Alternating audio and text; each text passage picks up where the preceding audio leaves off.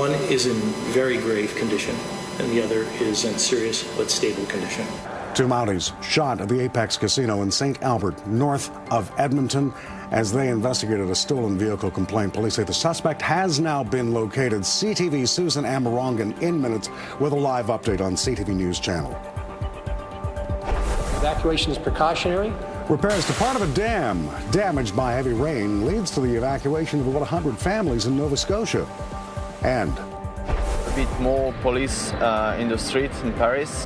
And it's not just in France. In Belgium and Germany, those countries have called out their military to help local police guard against terror.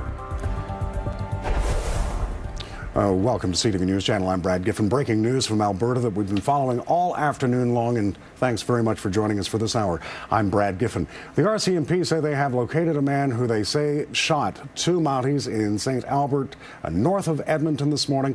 Police say there is no longer any threat to public safety. They are, however, providing few details about where the suspect was found or under the circumstances in which he is right now. In other words, he has been located, but has he been arrested? We don't know at this point, and we won't know probably until we get a chance to speak with Susan Amarongan, who is in St. Albert in moments. But police did not release the suspect's name. They are asking the public to, while there is no threat to the public, to stay away from the Sturgeon Valley Golf Course as they investigate. These two officers were shot at the Apex Casino this morning as they were investigating a stolen vehicle complaint. One officer, as you heard, is in grave condition, the other in serious condition, but stable right now. Let's move quickly to CTV's Susan Amarongan in St. Albert. Susan, what more are you learning?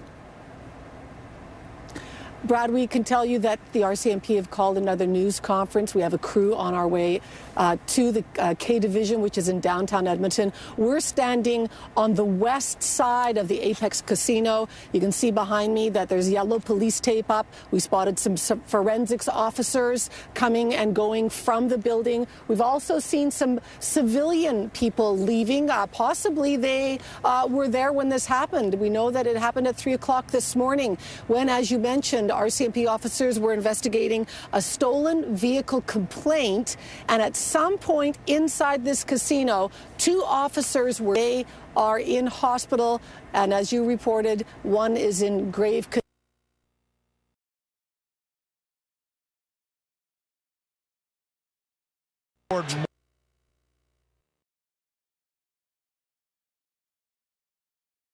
Suspect's been located.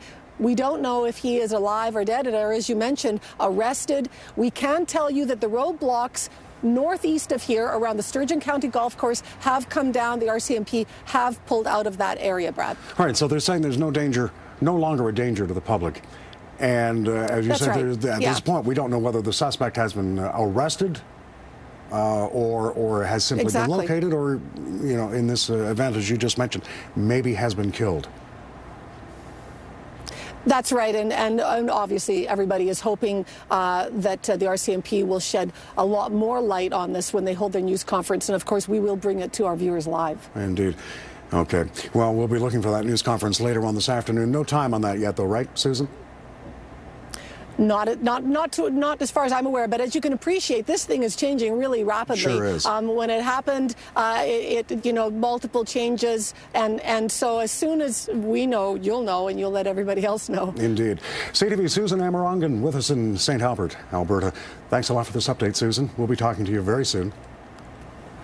Well, Prime Minister Stephen Harper offered his condolences via Twitter today regarding this shooting. He tweeted, Canada's thoughts and prayers are with RCMP Alberta officers today as they deal with this ongoing shooting investigation in St. Albert.